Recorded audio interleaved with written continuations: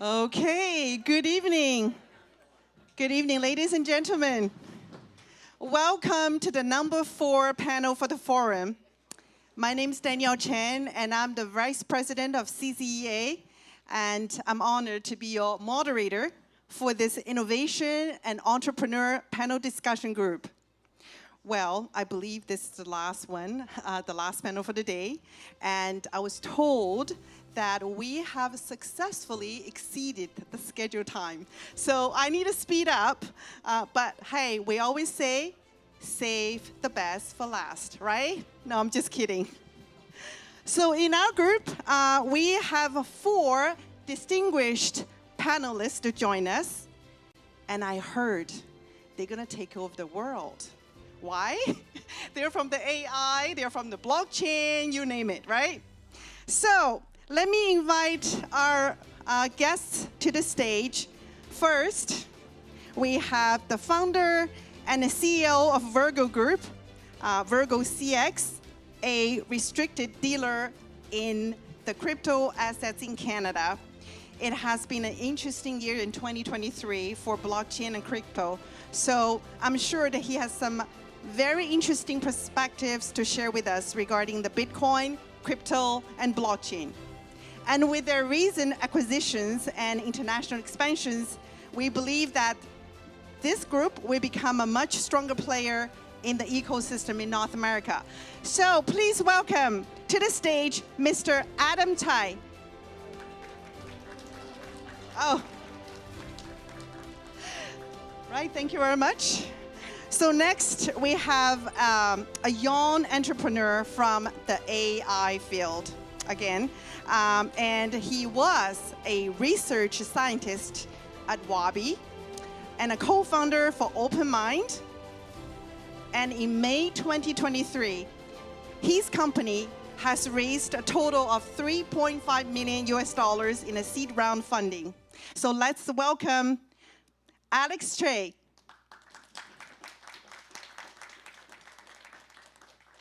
Our third guest is the founder and president of the Raw Office, which helps businesses save money on supplies and achieve net zero carbon neutrality and control on their spending.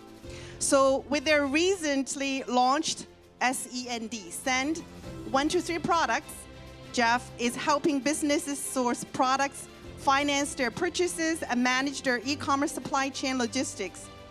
And this person is also an award-winning eco-entrepreneur who started Canada's first private blue box curbside recycling program in 1990. Let's welcome Mr. Jeff Goldman. Thank you. Last, we have probably the youngest panelist. He's a co-founder and a CEO. We have a lot of co-founders and CEOs in this room, I'm sure, of OTA, an AI startup specializing in the development of personalized autonomous AI agents that effectively manage and complete various tasks by controlling user computers. He's currently pursuing a master's computer science at UIUC, University of Illinois at Urbana-Champaign, a well-known public research university located in Urbana and Champaign, Illinois, USA, set to complete his degree this year. Let's welcome Shannon Wang.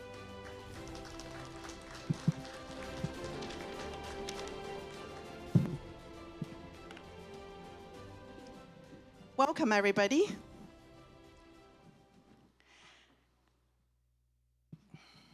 So how are you doing so far? You all good? Excited. I know. So I think I'm going to take it very easy on you because we're in this time crunch, right? So I'm going to take it easy for you. And I'd like to start with Alex. And you're the co-founder and CTO and the head of R&D at GPT-0. Sorry, I always thought you were from ChatGPT. So I read this article. TechCrunch ranks your company, GPT-0, as the top AI detector. What does it mean, right? Basically, For example, this detector will tell if this essay or the writings are written by ChatGPT for the university students. Do you think they're happy about this? No, I'm just kidding. So you are very deeply involved in using machine learning to tackle real-world challenges, right? And we all know that technology changes, and it changes very fast. So given GPT-0's expertise in technology and research, how does your company plan to stay ahead in these innovations? All right, well, thank you, Danielle, for the really generous introduction. And so I'll add a little bit of context of what we do at my company. So you can imagine when the internet was invented, that's also when people started needing things like cybersecurity, as well as search engines. And so in the same way, now that AI is really has taken off, people realize there's demand for a couple things. One is the ability to distinguish human written text from AI, but there's so much more actually. Right now, we're set to see the amount of information in the world 10x with the help of AI and humans using that to persuade, to influence others. And so right now, there needs to be a new filter for information. How do you know that it's evidence-based, that it's original, that it's high quality? Ultimately, how do you know it's worth your time? And so that's the ultimate question we're trying to solve. And so right now, we have the world's most widely used AI text detector. People use it from education to marketing to data labeling and hiring. For us, the next step is to answer those other questions as well. How do you know it's based on evidence? How do we know that it's original? And so part of what we're doing now is deploying products that have enable you to more easily search for the origin of information and also know whether its citations actually back up the source. And so going back to staying ahead, I think at the same time, it's really funny. We're also a pretty AI-enabled organization. And so we use AI for our coding, for being able to hire more easily. And in the modern world, I think even as a company like ourselves, we realize there's so many productivity gains you get from using AI effectively as a tech company. And so I could keep going, but I would say those are the top things that come to mind. And I heard that, so with your technology, and it is, of course, is an AI enabled, so actually it will help the students to actually write a better essay, right? It's not a kind of, I'm only the detector to tell, oh, well, you did this, but this tool can actually help them enhance their skill. Can you elaborate a little bit more on that? Yeah, absolutely. So we think the future of education is not to go back to pen and paper, right? Yes. But it's also not to just have people, type into ChatGPT, write an essay on Shakespeare. And so we're really trying to innovate on what is the future of education, even when students are using AI. And so we're building an editor experience where students can start with AI, but then they're basically required to add their original touch, their human element, their personal reflection, and also to correct what the AI gets wrong. Because I think us today, that's kind of the skills that we need in business, et cetera. We all know, for example, that coming up on stage right now, I can't, if I only know how to use ChatGPT and not form original thoughts, that's not good either, right? And so a lot of educators, when they use our product, they're like, okay, we found big portion of my class is using AI, and now what? And so that's kind of the question we're trying to solve now. And I think from Ian's speech, right, we all heard that Canada has a really rich tech resource, and then your company being a Canadian company, and I know that you have partners working in the U.S. to raise funding, but I guess in Canada, you've seen a lot of advantage that we can actually take advantage of the tech resource, correct? Yeah, absolutely. I mean, I would say Toronto is one of the best places in the world to build a machine learning team. That's where we've been recruiting through heavily from the AI institutes like Vector, Mila, as well as the labs at Waterloo. You know, and I think it's really a big testament to the skill of engineers in Toronto. I think if you look at organizations like OpenAI, which a lot of their top AI scientists were originally educated at University of Toronto. Very exciting. You know, we talk about brain drain or brain gain. I hope that with this, we're going to have a lot of brain gain in Canada because, you know, the capital, right? Capital follows the talent, not the other way around, right? Well, let me switch topic. So on January 10th this month, the U.S. Securities and Exchange Commission, SEC, we all know, reluctantly approved the first exchange-traded funds that hold Bitcoin, saying it is still deeply skeptical about cryptocurrencies and that its decision did not mean it approves or endorses Bitcoin. However, it's a major win for Wall Street, right? Particularly like trillion-dollar fund managers like BlackRock, Fidelity Investments, and Invesco that have pushed hard to get SEC to approve their applications, right? So this question is for Adam Tsai. Adam Tsai. Being a prominent figure in the crypto industry, what trends do you see shaping the landscape of crypto assets in Canada in 2024? And how does the Virgo CX plan to stay ahead of the game? I mean, and the other thing is, you know, regarding the regulatory changes. Thank you very much. First of all, I have to apologize for dressing improperly. I'm like too casual here. Since I joined the crypto world, I haven't wear like the jeans for a long time. I apologize for that. Yeah, I think this question is very fantastic. Talking about we're actually at the right time to analyze this question.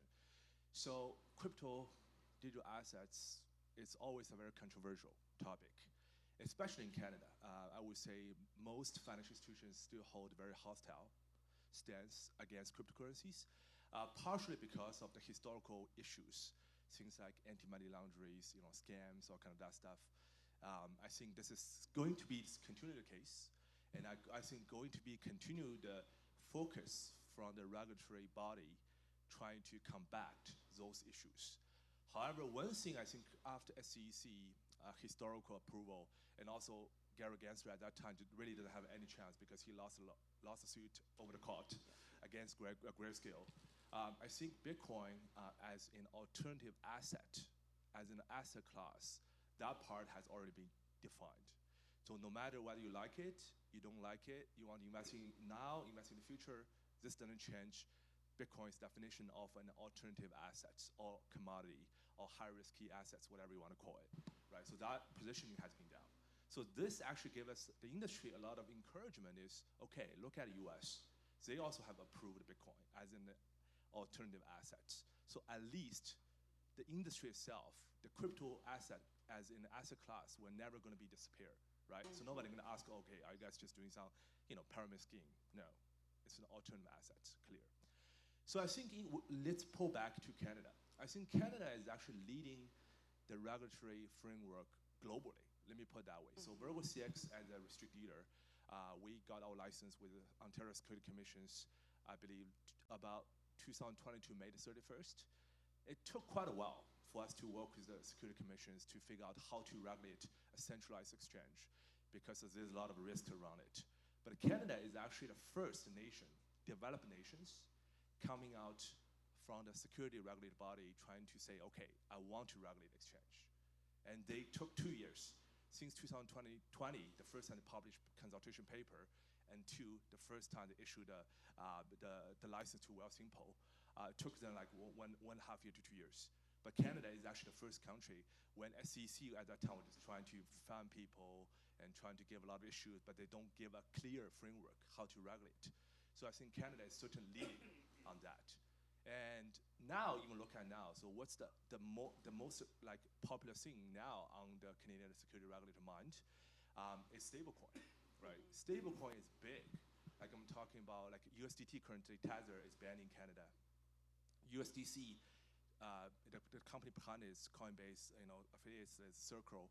So they're trying to right now working with a framework that's going to be acceptable by the security commissions in Canada. Otherwise, nobody can trade USDC very soon as well.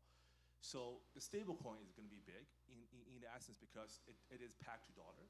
So technically, currently it's a very interesting regime because OSFI, who regulates bank in Canada, do not regulate stablecoin. They're trying to now talk with the industry to figure out, okay, should I play any role here? We're working with them to try to provide some consultation ideas, but too far from that.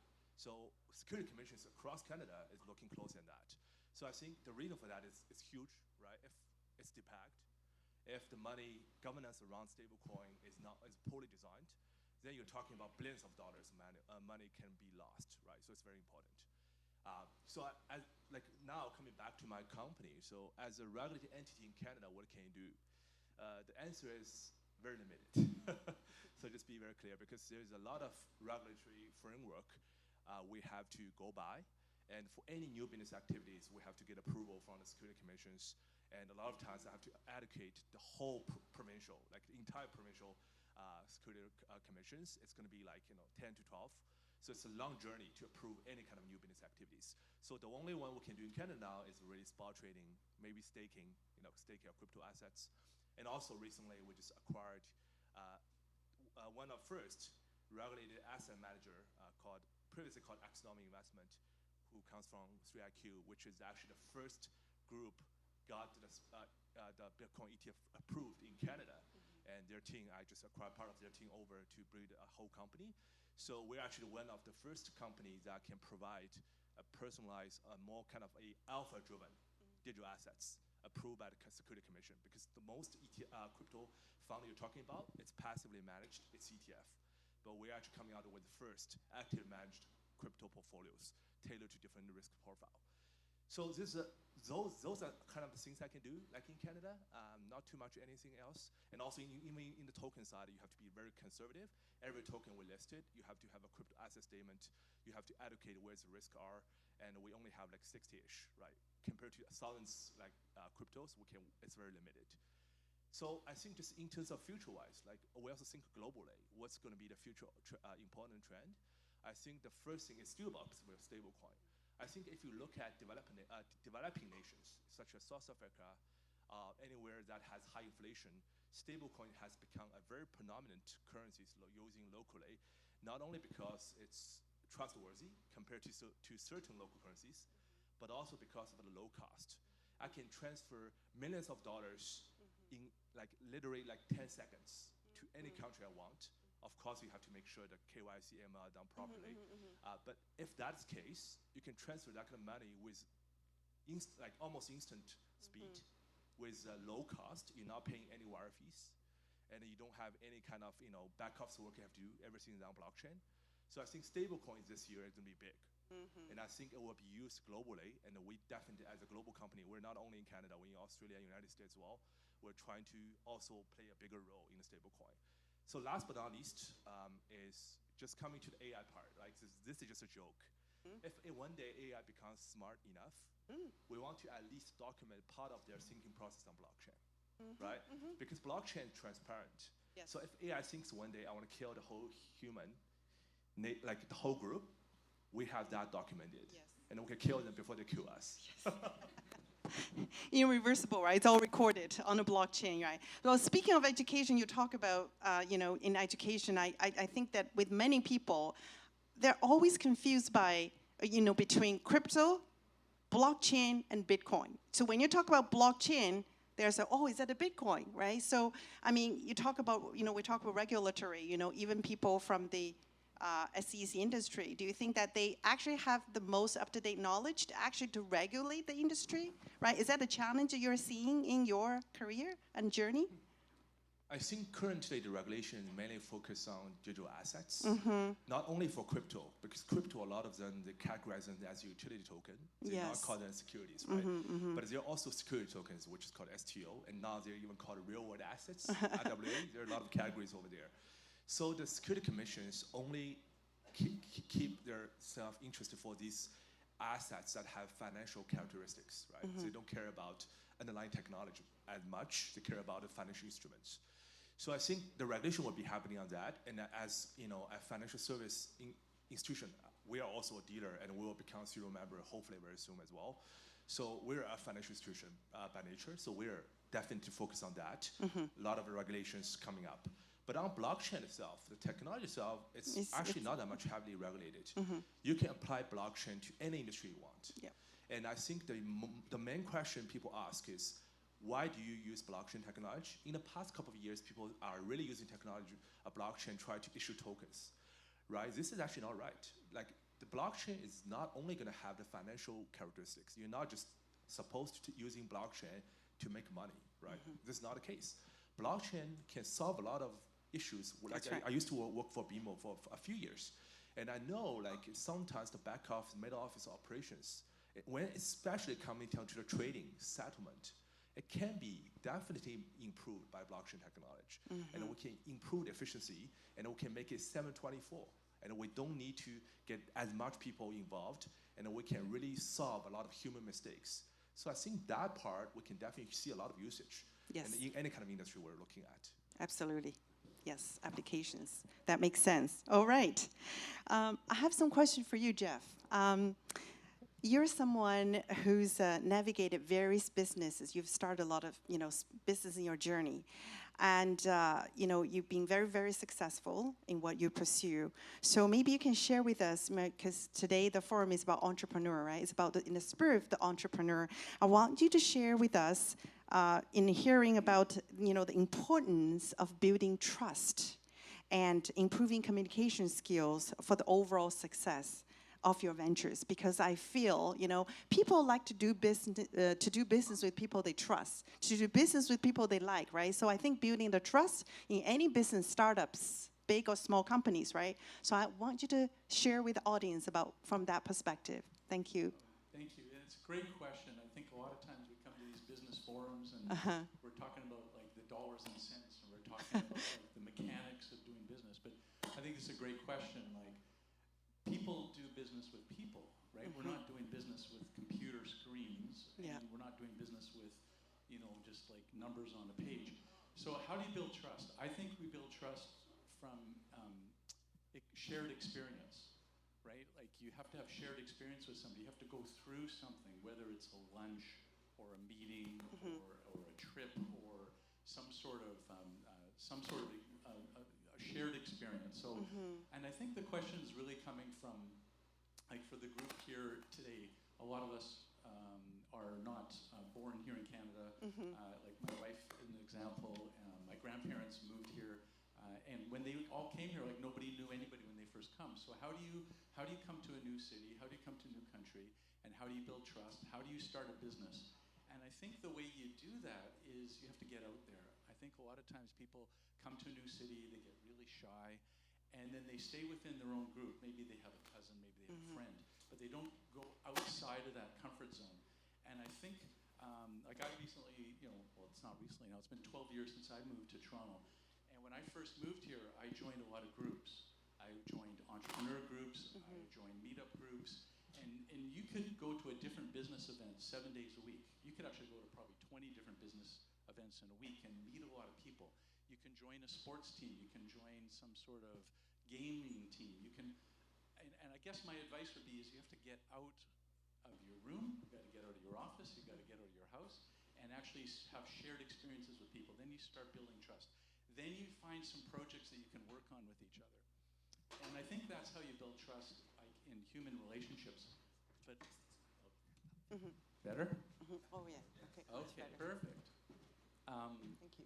I think the other thing that you want to do from a business context is how do you get a new account? How do you get people to start doing business with you? And I think a lot of times people, you'll meet somebody, say, hi, nice to meet you. Would you like to do business with me? And you're like, huh?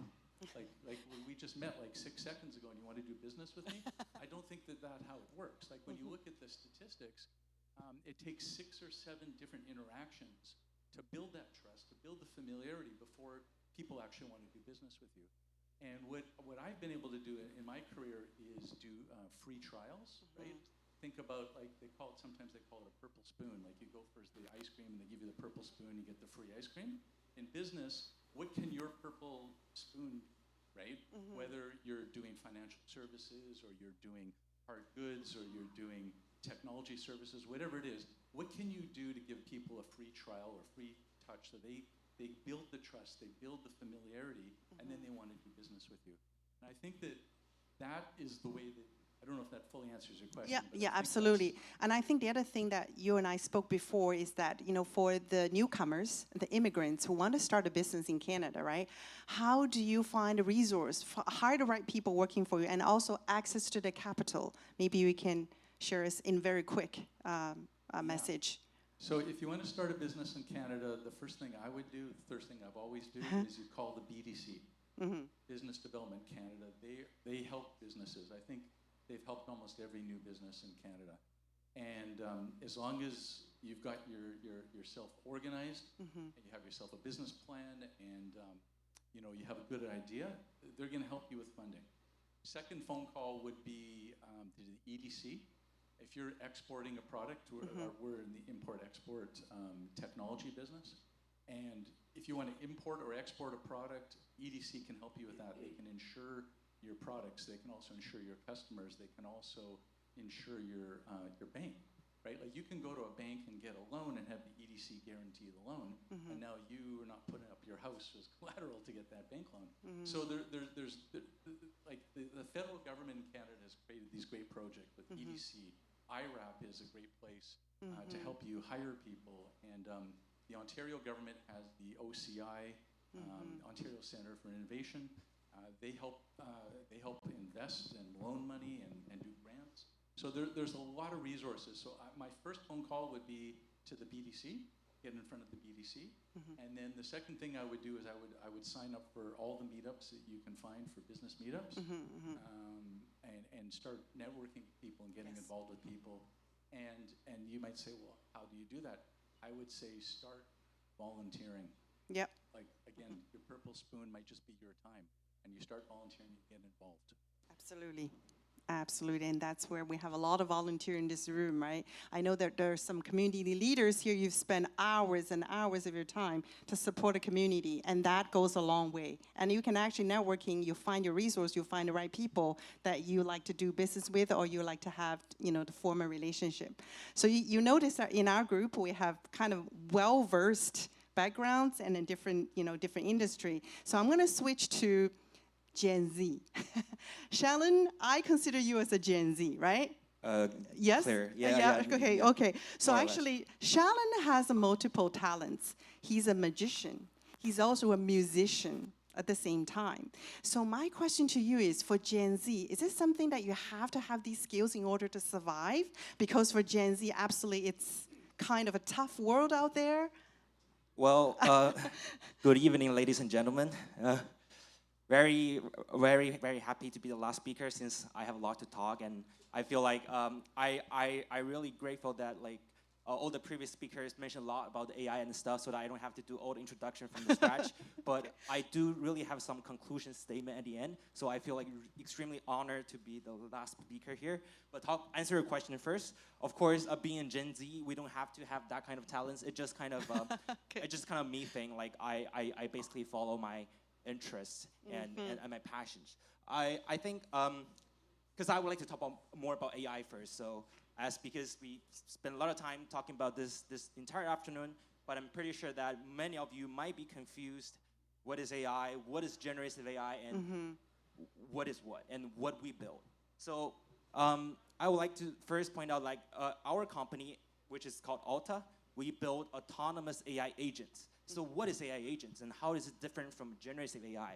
So generative AI, it generates content. So basically you input a text and it output a text. So that's basically in a form of ChatGPT.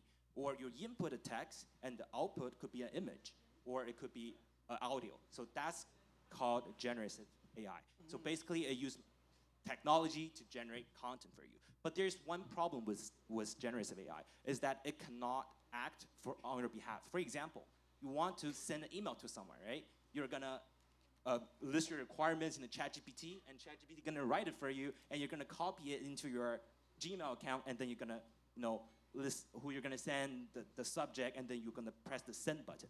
So the generative AI doesn't really solve that problem, and that's what AI agents come in. So basically what we build is we leverage what currently generative AI have, but we take it to one level above, is that we actually take actions. So the output of our system is not a piece of text or any form. It's that action is done. So this task is done. So for example, sending the same email, you state your requirements, who are gonna send in, what's the context. We're gonna open your browser, open your Gmail, click new button, and type the recipient, type the task, type the subject, and then try to formulate the body. And at the end, we're gonna press send. So that's the major difference between generative AI and AI agent. And actually, that's AI agent is actually gonna transform more industry than generative AI. As many of the guest speaker has previously mentioned, we need human to orchestrate the interactions between the AI tools, but AI agent can be actually part of that. And that's how OTA stand for. It stands for observe, think, and act. So which are the three core components in our AI system. So observes, which contains of computer vision system, it basically serves as an eye. It identifies what's on the screen, the UI elements, and then it passes into the think part, which is the large language model. You can think of it like ChatGPT, but it's through the logic. It's gonna do, press this button next. But press, for example, send button is a natural language instruction. It's not instruction can be understood by the computer. So the final part is the action. So we have a local actor. It's gonna translate the natural language into computer language. For example, single click send button. It's gonna be translated to single click, a certain coordinate on the screen, which can be understood by the computers. So with our framework, which is we also got a US patent for this, are capable of self-evolving and self-learning. Because with these interactions, the AI will examine itself, see, is this the result that the user want? Am I following the user intentions? So basically, what we are building is the bleeding edge technology on top of the generative AI is taking one step further. And that's basically what I did at Alta. And as you mentioned that I have some other talents and how these talents could inspire and have relations to my startup. So I would like to talk about three things. So like creativity, technology, and innovation. Yes. So what's the difference between creativity and innovation? So creativity is about generating new ideas, but innovation is about how to implement them. And the technology is the bridge in between. So that's the trilogy of the three core components. Yes. And I would like to focus on the creativity first, because I believe the magic tricks, the magic routine I built, or the music song I composed, they all have one similar things, which I don't actually invent anything new. That's not creativity. Creativity is about reorganizing the existing elements. Yes. So for example, in the realm of magic, I learned the basic techniques. But once you know the basic techniques, you can reorganize them and define your own pipeline. So technique 1 + 2, and here is misdirection, and then a story here. So basically, there are thousands of ways to build a new pipeline. That's the same way for composing music. So I don't invent music theory. I don't invent all the chords, but I define the chords, and then I arrange my notes within the chords. Yeah. So that's what creativity comes in. Many people might say creativity needs think out of the box, but actually creativity comes in when there are restrictions. For example, many people might say, I'm not a creative person, I cannot think out of the box, but there's a very simple exercise you can do every single day, just to think of two totally unrelated items. For example, nose and printer, right? They're totally unrelated, and you have to brainstorm how to connect them. So for example, you can brainstorm something, a printer can be activated with using your nose pressing it, or you can have a printer to print some special scent, or even the printer will release some special scent when the printer is out of ink. So see, that's how creativity comes in. The creativity flows in when there are restrictions. It's actually the other way around. Because if I ask any one of you in the room to brainstorm a totally new product that doesn't have on the earth, I would say it's pretty hard. But if I give you two random things, whether it's moon and a butterfly, or just two random things, and have to force you to brainstorm within it, is actually your creativity flows in. So that's about generating new ideas. And next step is about converting new ideas into implement them, and that's where innovation come in. And that's actually one very important thing to add upon that is that whether you are solving a real issue, what value you add to people. So for example, go back to the example I said, oh, the printer might release some special scent when it's out of ink. Sounds pretty cool, right? But what problem is solved? It solved the problem that when people, the printer is out of ink, people not aware of that, right? But it could be solved in other ways. For example, sending an email, a computer prompt. And that's the reason there isn't a printer out there that will release a special scent when it's out of ink, because this problem, underlying problem, can be solved in the other way. So basically, innovation, you need to gauge a filter that filter all the creative ideas, but map them to real-world problems. Yes. To real-world problems. I think it's like all connected. Everything's Exactly. connected, right? Exactly. You just have to rearrange it, make it old as new, right? And then as if using leverage existing. Yes, and technology is actually not rocket science. Usually most technology are readily available. Yeah, So, sure. yeah. Thank you. Actually, you've answered my next question about the connections between the creativity and technology. Thank you very much. I know we're under a lot of pressure about time, so I want to start with Jeff. Just give a one sentence that you have. What advice you can give to the entrepreneurs in the audience or the new entrepreneurs in the audience? Just use a one word, things you learn from your journey, things that you think is very important being an entrepreneur in the spirit of the entrepreneurship. Well, what can you say? How about One advice. sentence or one word? One word or whatever you wanted to One pick it. sentence? Yes. Don't give up. Good. Very Don't good. give up. Don't give up. Okay. Because- Don't give up. Thank you. You can say why. Yes. If you don't give up, the business is still going. Exactly. Right. Okay. Don't Thank give you. up. Thank you so much, Jeff. Adam. I think my word will be take responsibilities. So the responsibilities is both for the people who fight with you along the way, the colleagues. The responsibility is also for the industry. You're Yes. trying to figure out where is the next innovation. The responsibility is also for the investors. We want to protect them away from a lot of scam projects. Take responsibility, and that's what blockchain And is. make a positive societal impact. Yes, thank you. And you, Shallon? Yes, Thank you very much. Thank you. I would like to, the tips for me will be a rule called 20/80 rules. I think 20/80 rule? Most of you Oh, might, 20/80. Okay. most of you might know it. Yeah. Only, in any given subset, given set of elements, only 20% of the elements will contribute to 80% of value. Yes. So what does it really mean? It's not only mean that 20% of your customer contribute to 80% of your sales, or 20% of your team contribute 80% of the value. But more importantly, when you're learning a new stuff, when you tackle a new problem, there are always the top 20% priority that will contribute to your 80% of value. So if you're as an entrepreneur, if we can always locate where that 20% is, and you have the leverage, you have the leverage and the power to tackle a very hard problem. Very good way of thinking. I like your approach. And Alex, Yeah, what would you say? I just finished, and I think this applies a lot for people who are trying to release new products. Don't be afraid to test in public. Kind of the genesis of our company was testing an idea, having it blow up on social media, and then being interviewed by over 50 news outlets. And so we wouldn't have gotten any of that exposure if we didn't just decide to release something and see if people liked it. And so that's my advice. Take a risk. Okay, great. And be responsible. And don't give up. And approach things very differently. Wow, what we have here today. Well, thank you so much for joining this panel. I know that at the end of the day, they will be all recorded on a blockchain, right? So all the panelists from the past 3 sessions, please come on the stage.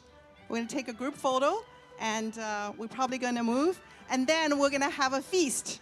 We're going to have we're going to bring in the golden pig to the stage. As I'm not sure anyone knows, in the Chinese astrology, right, the 12 zodiac animals are tied to elements like metal, wood, water, fire, and earth. And they shift every 12 years. And 2024 is a wood dragon year. So wood signifies vitality and creativity, while the dragon is all about success, intelligence, and honor in Chinese culture.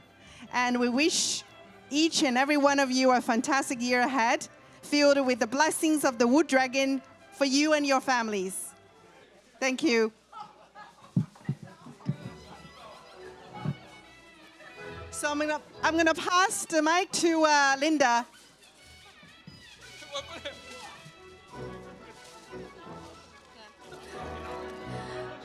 好，接下来这个环节是我们的金猪开运的环节，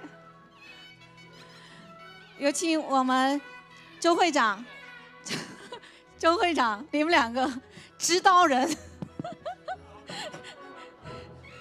手上拿着吗？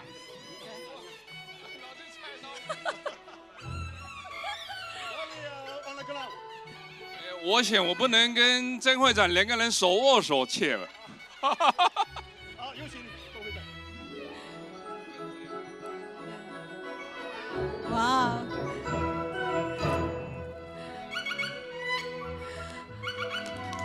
！Golden Peak,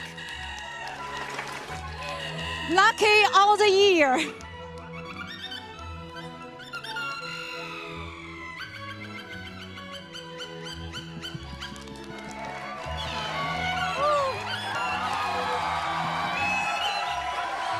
Okay, table 1 and table 2, table 3, the guests, please come to the stage.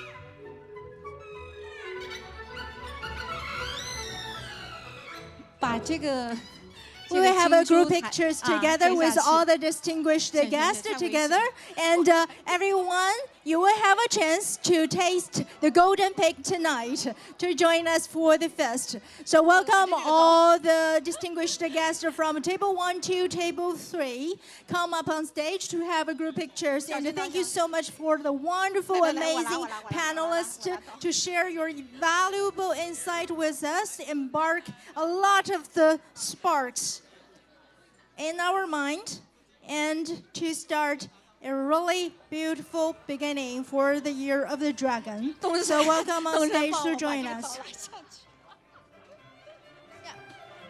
Welcome our volunteers. Welcome our volunteers to bring more chairs on stage.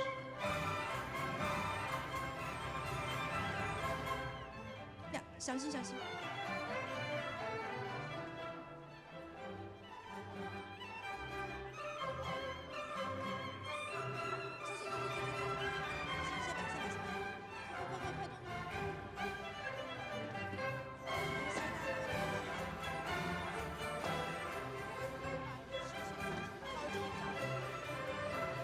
我们现在有请女士们。好，有请我们 CCEA 的主办方，还有我们的 Table 1, Table 2 the guests, please take a seat.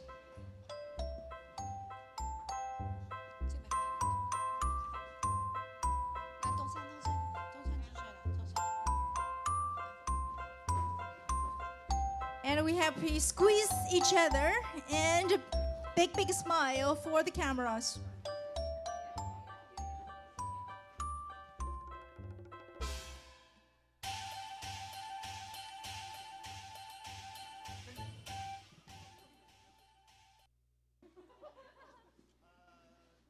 Hey, I'm John.